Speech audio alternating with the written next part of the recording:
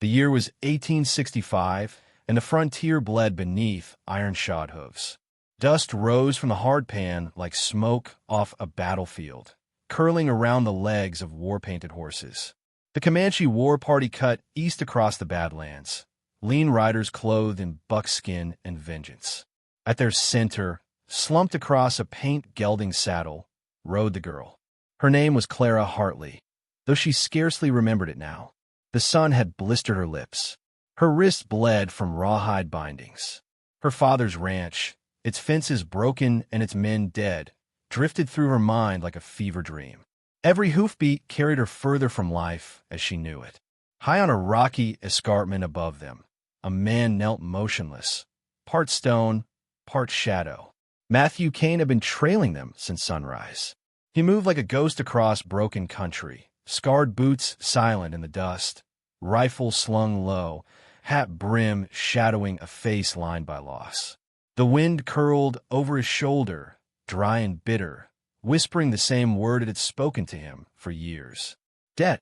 Below him, the Comanche laughed, sharp, cruel bursts. Kane's jaw tightened. He'd buried enough dead to know that sound. The kind men made before they did something unforgivable. He shifted, slow as a hunting cat, slipping back from the ledge. The sun was dying westward. He would strike tonight. He always did. He worked his way down through the ravine, boots sliding on loose shale, Colt Navy holstered at his hip, long knife strapped tight against his spine. Every nerve in his body coiled tight as iron wire. Kane hadn't always been this man. Once, he'd worn a blue coat and fought under Sheridan's hell-bent banners. Once, he'd owned land, a crooked little cabin west of Fort Kearny, a woman with red hair waiting by the stove. But war burned everything soft out of a man. It wasn't the battlefields that broke him. It was what came after. Raiders. A Comanche war party, just like this one, younger maybe, had swept down on his place in the dark. By dawn, everything he loved was gone. His wife, his unborn child, the blood-soaked ash of his home. He didn't bury them. He hunted. For years.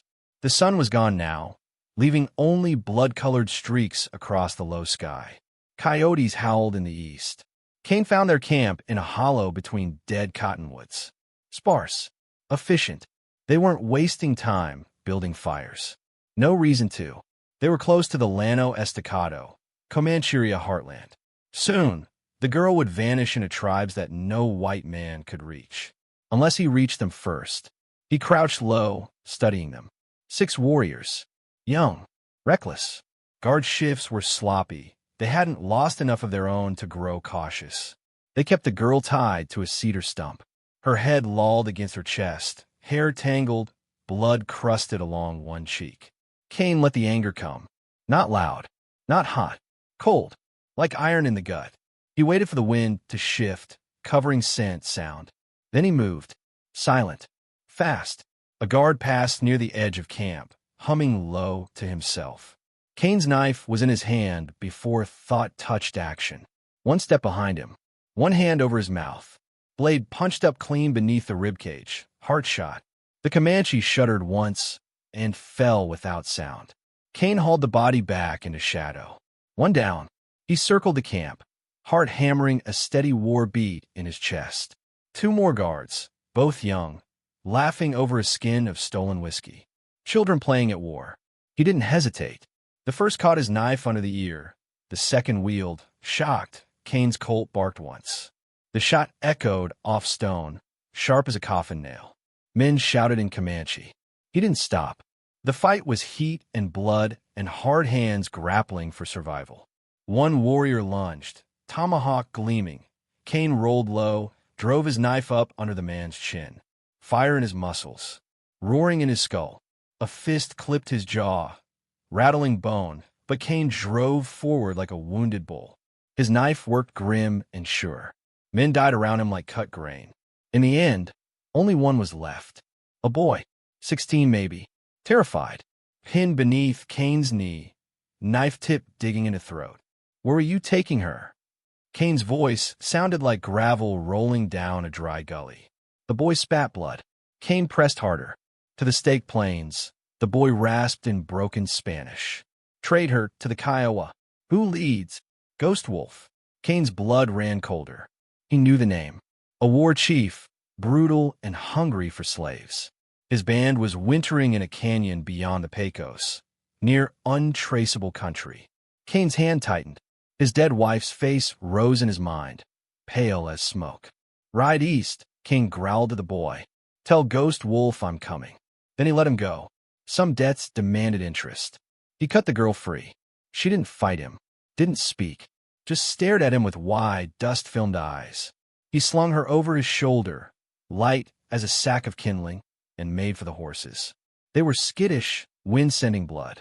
Smart beasts. Kane worked fast, cutting the picket line, grabbing saddle. The Comanche didn't leave much, a few skins, some dried meat, a rusted cavalry canteen. He set the girl before him on the horse, wrapped his coat around her shoulders. You ride with me, he said, voice low. Hold on. She didn't move, didn't even nod. He kicked the horse into motion. Behind them, the camp smoldered, 6 bodies left to rot beneath indifferent stars. They rode until the moon hung low and mean above them. Kane found a sheltered outcrop, a natural bowl of stone that caught what little heat the land had left. He built no fire. Not tonight. He eased the girl down. Still she hadn't spoken. Kane knelt beside her, pulled a water skin from his belt, held it to her lips. She drank. Not much, but enough. I'm Matthew Kane, he said quietly. Her eyes tracked him, dull with exhaustion. Clara, she whispered. The name near broke him. A sound like life refusing to quit. He eased back, kept his rifle close. The land stretched away in black ridges and dry gulches. Soon the whole Comanche area would know about the white man hunting them. Good. He wanted them to know. Near dawn, Clara stirred. Her voice cracked like dry grass. Why did you come? Kane didn't look at her. Didn't trust himself to. Because nobody came for mine. Silence yawned between them. But it wasn't empty. Something passed between them, raw as an open wound, something neither of them could name yet. But both knew was real. He didn't sleep. He sat watching the pale edge of sky bleed toward light. This wasn't over. The Comanche rode hard. Ghost Wolf rode harder. But Matthew Kane had been walking the blood trail for years. He would not stop now. Behind him, Clara whispered a name in her sleep. Soft, frightened, but alive. That was enough. For now. He shifted his rifle across his knees, jaw set like hammered iron. This trail led into hell. He'd been there before, and he was ready to go again. For her. Night fell like a black hood over the desert. Matthew Kane moved through the juniper shadows, his breath slow, controlled. The moon hung thin and sharp above him. A hunter's moon, throwing cold light across the Comanche camp sprawled in a hollowed-out canyon below. The war party had tethered their horses loose around the perimeter. Fires low, meat crackling on spit rods blackened by years of smoke. They had taken their ease, thinking the hard ride had broken the girl.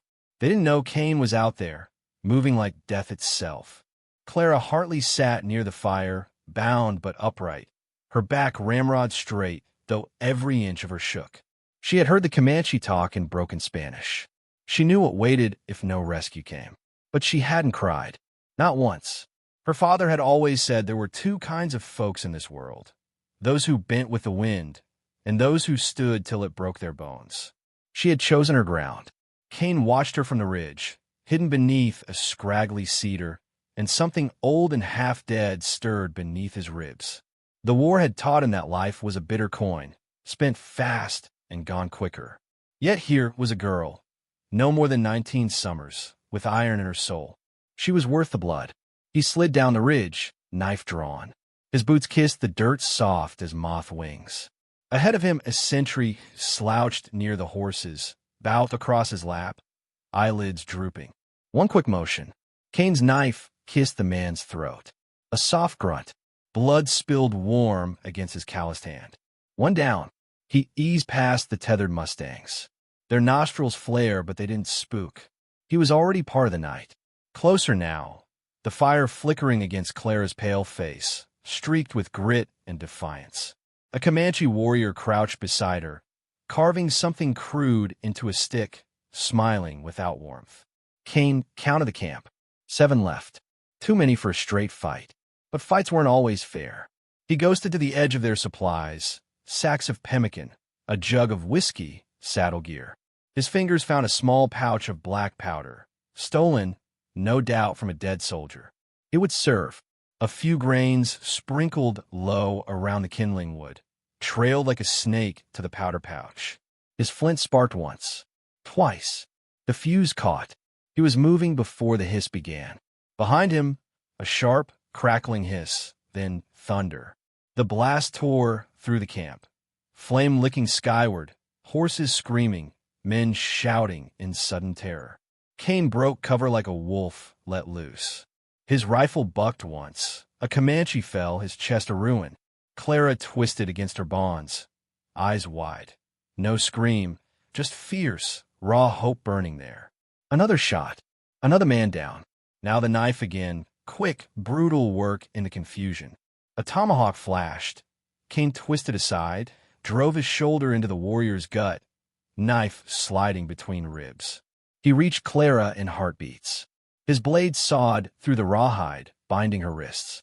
"Can you run?" His voice was iron. She nodded, blood running down her arms, but she stood. Together they moved, fast and low. Kane fired twice more, covering their retreat. The crack of gunfire splitting the night. But it wasn't clean. One Comanche had rallied. A big man with war paint across his chest, scars on his arms from a lifetime of killing. He let out a guttural yell, raising his bow. Kane turned. Too late. The arrow bit into his side. Hot iron pain searing through muscle.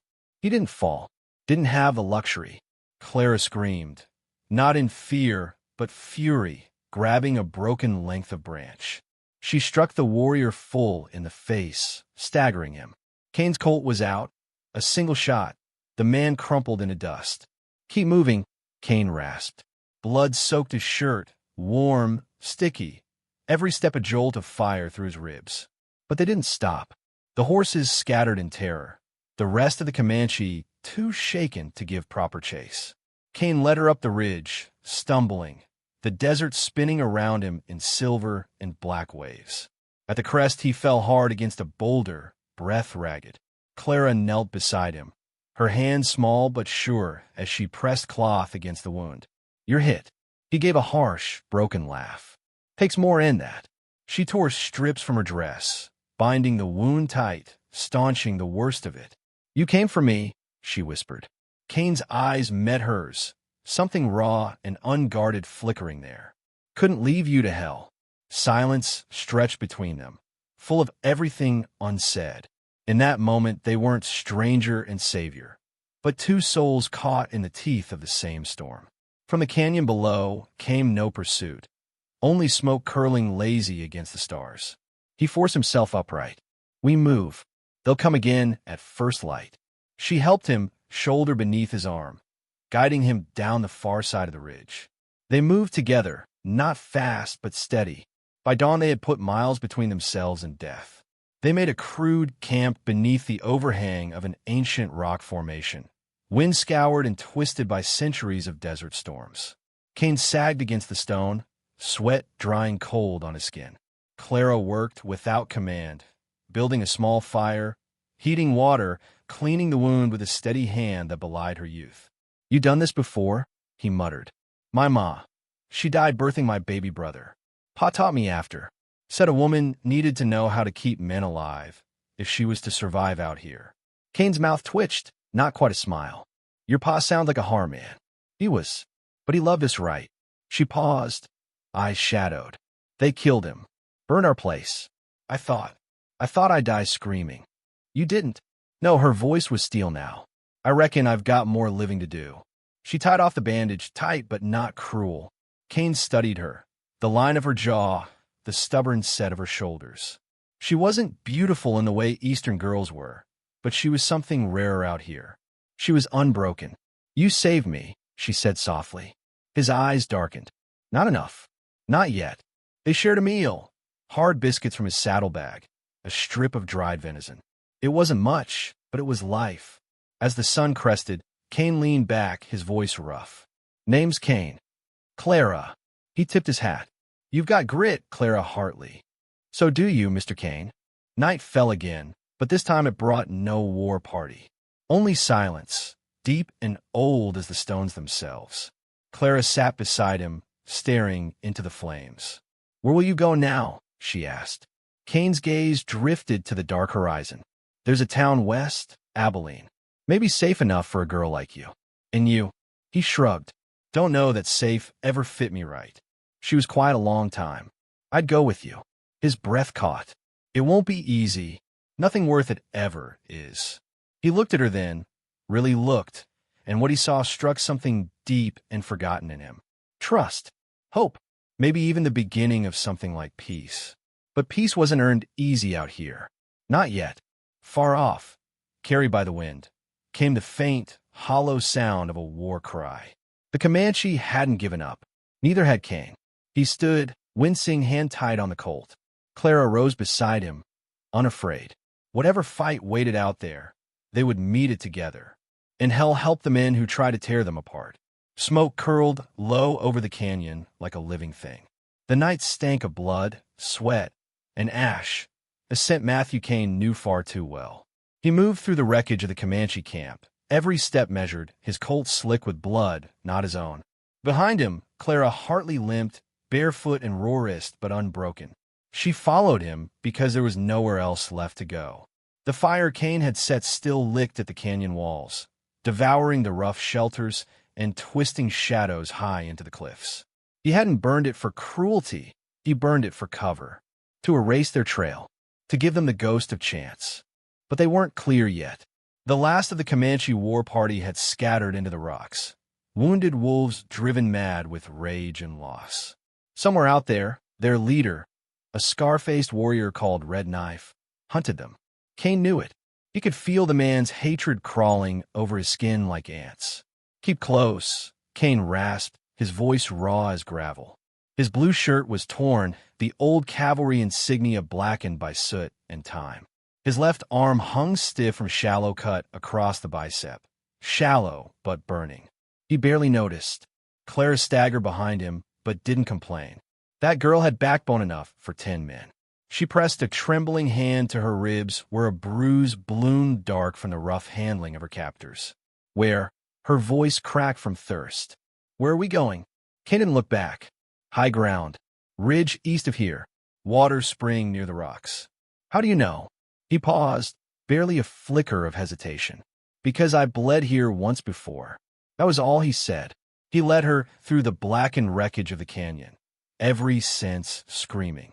A man didn't live long on the frontier without learning to listen to the ground beneath his feet, the shift of wind, the twitch of a bird startled from its roost. They climbed. Loose shale rattled beneath Clara's bare feet, cutting her skin. The firelight threw their shadows long behind them, two ragged survivors clinging to life by the thinnest thread. Kane knew what hunted them. Red Knife wasn't just another raider. The man had a reputation, a killer shaped by war and loss, driven by a fury colder than steel. And Kane had stolen from him. Not gold, not cattle, something far more valuable. Pride. Red Knife would chase them until the earth swallowed them whole, or until Kane put him in the ground. As they reached the ridge, the wind shifted, a sharp gust carrying the scent of horse sweat and leather. Kane's jaw locked. Too late. A war cry split the night. High, sharp, like a hawk scream. Shapes burst from the rocks above them. Red Knife's remaining warriors, silhouettes painted in war paint and firelight. Arrows hissed through the dark. One slammed into the dirt by Kane's boot. He shoved Clara Har behind a boulder. Stay down. He drew both Colts. The world snapped into hard, brutal clarity. No past, no future, just the raw now, the fight. The first warrior charged low, tomahawk raised. Kane fired once, the shot echoing like thunder. The man dropped, tumbling down the rocks. Another figure leapt from the shadows, too fast. Kane turned, braced, but the warrior was already on him, slamming into his ribs. They crashed to the ground, rolling in the dirt, fists and knives flashing. Kane's hand found his belt knife. He drove it upward, once, twice, until the man shuddered and went limp. Blood soaked Kane's shirt front. He shoved the body aside. More shadows swarmed the rocks above. But they weren't coming for him. They were coming for her. Clara saw them, terror rising like bile in her throat. But she wasn't the rancher's daughter anymore. She was something harder. She snatched a fallen tomahawk from the ground, the handle slick with someone else's blood. Her arm shook, but she stood her ground. When the warrior lunged for her, she swung wide, the blade catching his temple. Bone crunched. He fell, twisting. She stared down at him, breath ragged. Kane was already moving, boots pounding up the slope. He reached her, grabbed her wrist. Moo! They scrambled higher. Then, at the summit, Red Knife stepped from the shadows. He stood alone, broad-shouldered, face painted with bone-white stripes, hair braided with eagle feathers. His dark eyes locked on Kane, not with wild fury, but with something colder. A hunter's patience. Red Knife spoke low, Comanche words Kane once knew, words that tasted like blood and iron. "This is the second time you steal from me, soldier." Kane didn't answer. There wasn't room in this moment for words. They circled, two predators on the edge of the world. The canyon burned beneath them, the night alive with embers. Red Knife lunged first, fast as a striking snake. Their knives clashed, steel ringing against steel. Kane fought with the brutal economy of a man who had killed before dawn and buried the dead before dusk. Red Knife fought with the grace of a war-born killer. Each move fluid, precise. Blades flashed. Blood splattered across the stones. Kane's knife cut a line across Red Knife's shoulder. Red Knife's blade slashed Kane's thigh. Both men staggered. Behind them, Clara stood rooted, torn between terror and awe. But Kane didn't back down. He feinted left, then drove forward, slamming Red Knife against the stone. His forearm pinned the warrior's throat. "This ends here," Kane rasped. But Red Knife twisted, driving his knife into Kane's side. A howl ripped from Kane's throat, half pain, half rage. Clara moved before she thought. She snatched Kane's fallen colt from the dirt. Her hand shook. Red Knife turned, eyes wild. She fired. The shot punched through his chest, knocking him back. Silence. Red Knife staggered, dropped to his knees, and pitched forward into the dirt. Dead. Kane sank to his knees beside her, blood pouring from his wound. Their eyes met. Two souls flayed bare. Kane's voice was rough. "You got grit, girl." Tears stung her eyes, but she smiled. "You taught me that." He managed a weak grin. "Reckon I've still got a few lessons left in me."